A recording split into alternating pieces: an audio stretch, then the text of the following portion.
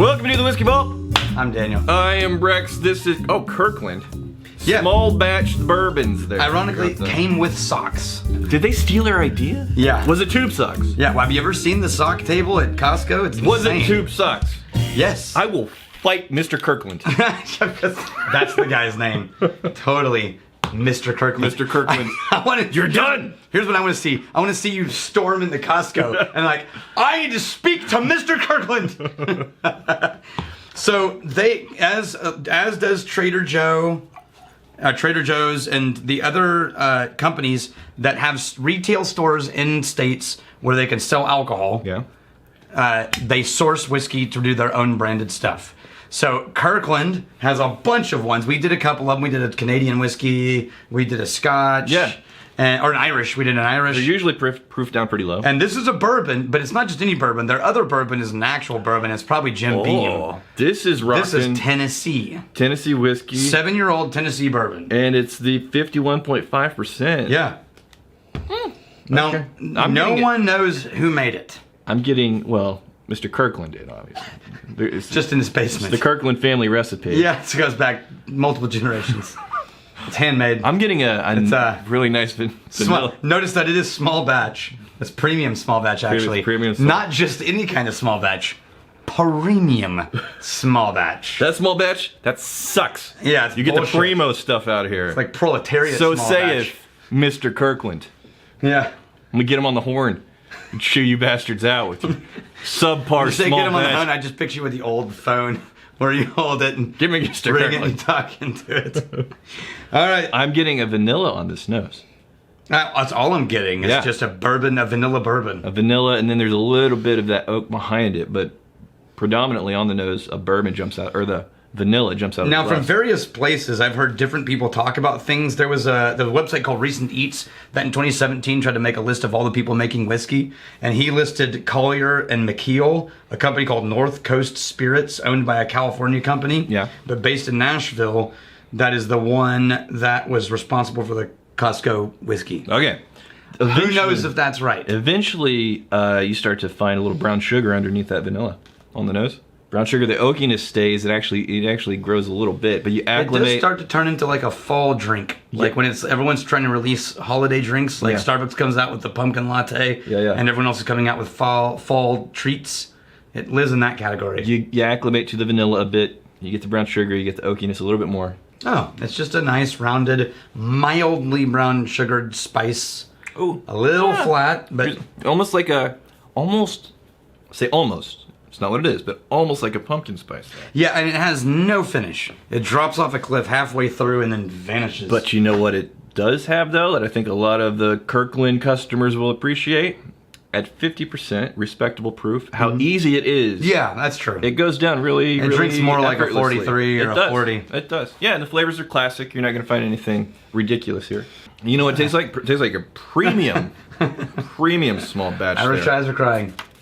Premium small batch. You got another thing for us? So I've got a random one from a rep. Do you want to do it? Sure. As you get that, julep or old fashioned? Why is mint julep called a mint old fashioned? Right, well, because Why isn't? Why isn't it? Because it has a lot of the same ingredients, right? Okay. So here's what I want to say before you read this. Sure.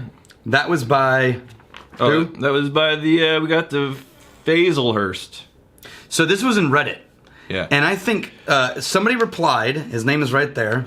AK squared 8387. Someone replied, and I thought, when I read his reply, I thought, this is the best of Reddit. Let me look at it. It's the best of Reddit. It's what Reddit should be for: people asking questions and informed people going, here's the answer, without being a Supposedly julep was something you'd put medicine in, so the name mint julep was kind of a joke. But yeah, a lot of cocktails are just another cocktail with something added or taken away. Throw some vermouth into an old fashioned and you've got a Manhattan. It's like why is a long sandwich in one state called a sub and another it's called a hoagie. It's just tradition and history. Fair enough. Right? Yeah. Isn't that a great reply? Yeah. My experience with Reddit has been the opposite. right? And so to see that kind of situation, that's really great.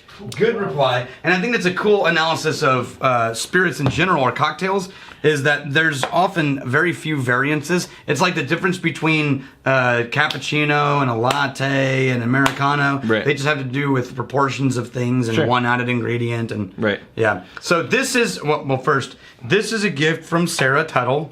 Sarah! With the brand. What? So, because she is representing a brand, she does not get bastarded, but she, we recognize her with an awkward moment of silence.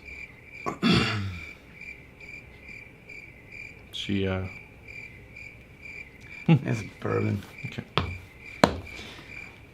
I like the bottle design. That reminds me of like the Empire State Building. I think that's the goal. That era. They're aiming, so they named themselves after Tom Pendergast. Yeah? Great Gatsby. This guy's famous. Here's why I actually like these guys. Yeah. I don't know what this smells like yet, and I'm selling it, but here's what I like. I like that they named their entire line after a super corrupt politician. Who was like a mob boss politician. Right. And that's what they even say that on their website. Yeah, because after enough time, souls just become funny characters. Funny stories. Right. Yeah.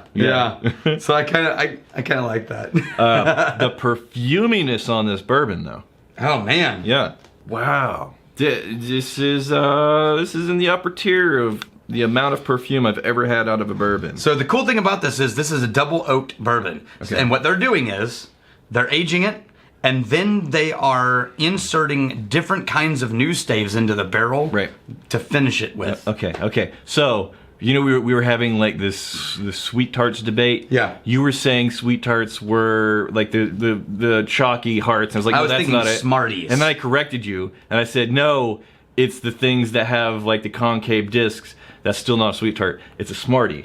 Yeah, Smarties. I get some Smarties out of it. Yeah, that's what I was thinking of originally, actually. I just couldn't figure out the word for it. Yeah, I just said totally different words. No, that's true. Totally different words. I was right. I just said the totally different thing than what rightness was. Welcome to I marriage. knew it. I was right. I just said different things than what would technically be considered right. Welcome to marriage.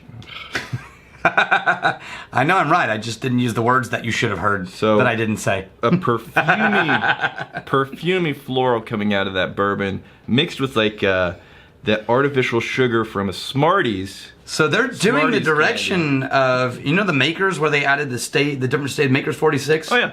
And they were adding this different staves to things to insert to finish? Yeah. Yeah. Okay.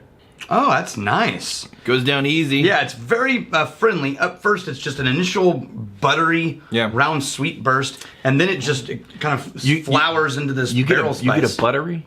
Yeah. You get a buttery? I get a buttery. I get more of like, it's a 45% whiskey. I get more of a floral element there.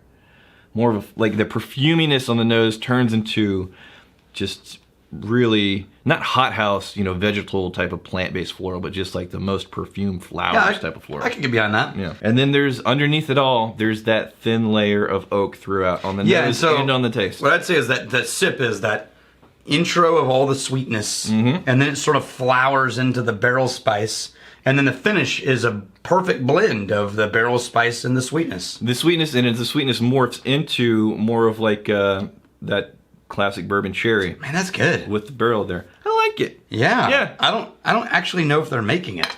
Fair enough. They might be sourcing it, but the bottle just says produced and bottled by. Right. So they might be sourcing and then finishing with the barrel staves. Yeah. But regardless, it's a really good whiskey. So Mr. Kirkland goes toe-to-toe with Mr. Fancy Pants here. I could have asked Sarah what they're actually doing, and she might have told me. Who wins in a knockdown drag-out? Definitely Tomstown. You doubt the Kirkland? I doubt the Kirkland. You think I'm still allowed to shop at Costco? They just revoked your little card. Your card's no longer good. Someone went, delete. Here's to fighting, stealing, and drinking. If you fight me, I fight for a friend. Steal, may you steal a lover's heart. And if you drink, may you drink with us. Hey, thanks for hanging out with us in the Whiskey Vault. Don't forget to throw in a like, hit that subscribe button on the bottom right, and drop a question or comment down below.